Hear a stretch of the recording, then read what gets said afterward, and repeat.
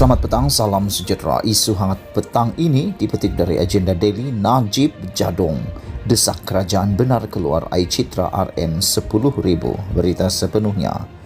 Desakan dan kempen pengeluaran one-off RM10,000 skim air citra kumpulan wang simpanan pekerja KWSP khususnya oleh UMNO menerima kecaman daripada ahli ekonomi yang menganggap pencarum terpaksa bekerja lebih lama daripada tempoh persaraan. Malah ada penganalisis ekonomi yang memetik perkataan Jadong, ungkapan pemikir Syed Husin Alatas yang bermaksud jahat, bodoh dan sombong ketika mengulas kempen bekas Perdana Menteri Datuk Seri Najib Razak berhubung pengeluaran one-off itu. Penganalisis dan ahli ekonomi mengecam kempen dan desakan pengeluaran itu susulan amaran KWSP bahawa rata-rata pencarum tidak mempunyai simpanan yang cukup bagi menghadapi usia tua, lapor Malaysia Now. Malah Menteri Kewangan Tengku Datuk Seri Zafrul Abdul Aziz baru-baru ini menyatakan pengeluaran KWSP bukanlah jalan penyelesaian kepada masalah yang dihadapi rakyat kerana ia bakal membebankan generasi masa depan. Malaysia Now melaporkan penganalisis ekonomi Mohamed Abdul Khalid sebagai berkata, situasi tersebut sudah pun dijangka memandangkan sebelum ini sudah ada pakar-pakar ekonomi yang memberi amaran untuk tidak mengeluarkan wang KWSP bagi menangani kesan COVID-19. Jangan benarkan pengeluaran duit simpanan hari tua milik rakyat untuk membantu mereka yang terkesan dengan krisis. Ini bukan penyelesaian, ini menambahkan masalah di masa hadapan, katanya kepada portal sambil menyelar gesaan Najib itu sebagai Jadong, memetik ungkapan pemikir Syed Husin Alatas yang bermaksud jahat, bodoh dan sombong. Mohamed memberi amaran usaha sukar dihadapi KWSP dan pencarum untuk menaikkan semula jumlah simpanan mereka kelak. Polisi tidak bertanggungjawab ini mengakibatkan implikasi negatif jangka masa panjang. Katanya sambil menegaskan data KWSP menunjukkan 1 daripada 2 orang Melayu mempunyai simpanan yang amat sedikit dan akan berada di bawah paras kemiskinan apabila bersara kelak.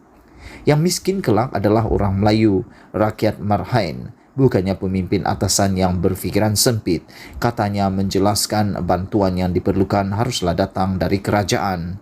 Seorang lagi ahli ekonomi yang dipetik portal itu, Ahmed Razman Abdul Latif dari Universiti Putra Malaysia berkata, berdasarkan angka KWSP seramai 6.1 juta atau 50% ahli berumur kurang 55 tahun mempunyai simpanan kurang RM10,000 apabila bersara. Jika ahli mengeluarkan wang sebanyak RM21,000 melalui air lestari 6,000, air sinar 10,000 dan air citra 5,000, mereka terpaksa bekerja 4 hingga 5 tahun lebih lama dari umur persaraan untuk menampung kembali wang yang dikeluarkan sebelum ini. Oleh itu, isu pencarum KWSP tidak mempunyai wang yang cukup untuk persaraan adalah amat serius dan ia akan menjadi lebih teruk setiap tahun apabila ramai ahli KWSP akan mula bersara, katanya. Portal itu juga memetik penganalisis ekonomi Universiti Sunway Yeo Kim Leng yang menganggap wang simpanan persaraan dan simpanan untuk kecemasan perlu dibezakan. Keadaan bertambah buruk apabila ramai tiada simpanan untuk kegunaan kecemasan.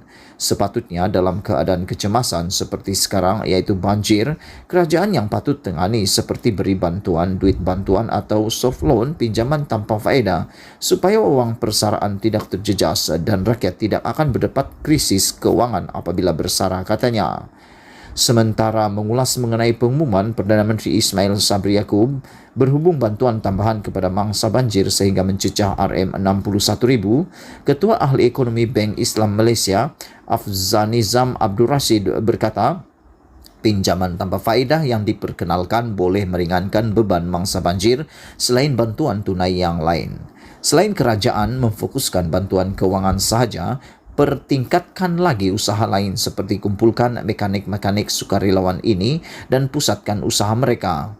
Selain itu, kerajaan boleh bekerjasama dengan NGO untuk memberikan pertolongan secara terperinci, utamakan bantuan asas yang lebih bermakna, katanya. Tuntutan pengeluaran one-off air citra itu bukan sahaja dibuat Najib, sebaliknya disuarakan juga Presiden UMNO Datuk Seri Ahmad Zahid Hamidi.